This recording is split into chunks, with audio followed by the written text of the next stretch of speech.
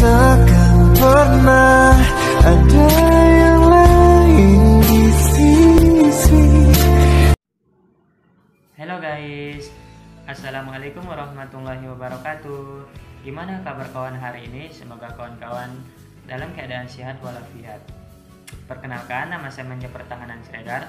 Saya mahasiswa dari Universitas Labuhan Batu, jurusan Teknologi Informasi, Fakultas Sains dan Teknologi.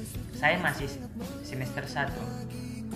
Baik, di channel saya kali ini saya akan menjelaskan mengenai flowchart, fungsi dan contohnya. Apakah kawan-kawan sudah pernah mendengar fungsi flowchart dan beserta contohnya? Jika kawan-kawan sering main komputer, pasti kawan-kawan yang menjumpai itu flowchart itu. Di flowchart itu terletak di home atau insert. Di insert itu banyak seperti peta, baru layang-layang. Itu contoh dari flowchart. Baik, supaya kawan-kawan tidak kebingungan, baik langsung saja saya akan menjelaskan itu mengenai fungsi dan jenis-jenis flowchart dalam. Baiklah, langsung saja kita masuk ke pembahasan seperti di video yang awal. Di lembar kali ini saya akan menjelaskan mengenai pengertian fungsi-fungsi dan simbol pada bagan alir atau flowchart.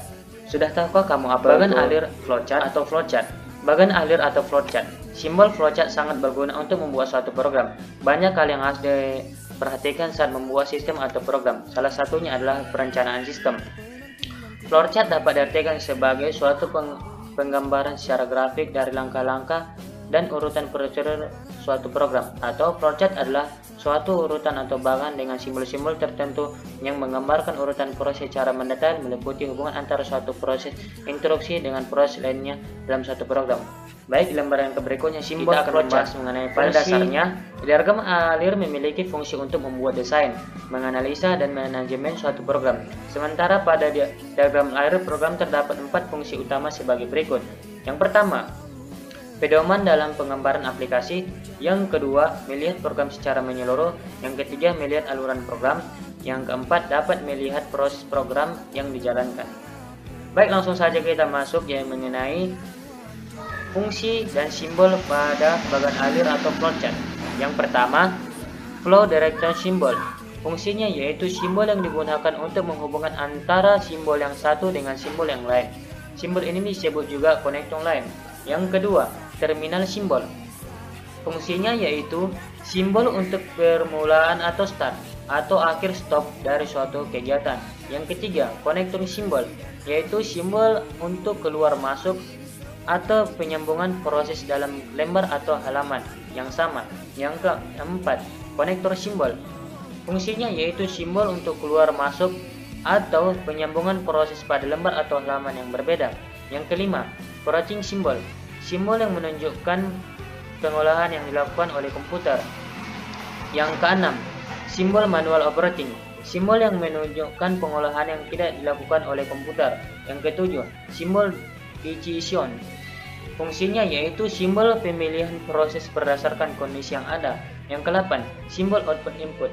Fungsinya yaitu simbol yang menyatakan proses input dan output tanpa tergantung dengan jenis peralatannya. Yang ke-9, simbol manual input. Simbol untuk pemasukan dan secara manual online keyboard. Yang ke-10, simbol preparation. Fungsinya yaitu simbol untuk mempersiapkan penyimpanan yang akan digunakan sebagai tempat pengolahan di dalam stroke. Yang ke-11, simbol predefined process. Fungsinya yaitu simbol untuk pelaksanaan suatu bagan alir hub prosedur. Yang ke-12, simbol display. Simbol yang menyatakan peralatan input yang digunakan yaitu layar, proyektor, printer dan sebagainya.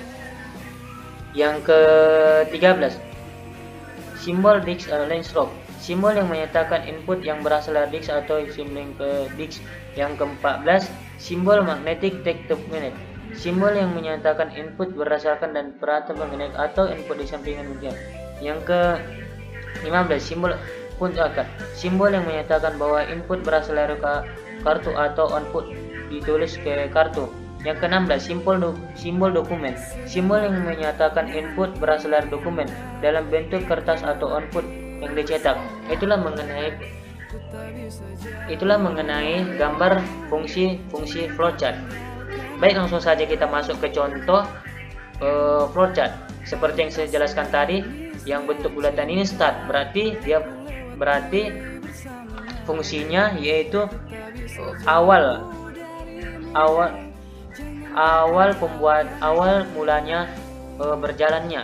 Sedangkan yang power on ini fungsinya yaitu menyatakan proses input dan output tanpa tergantung dengan jenis peralatannya, dan segitulah seterusnya.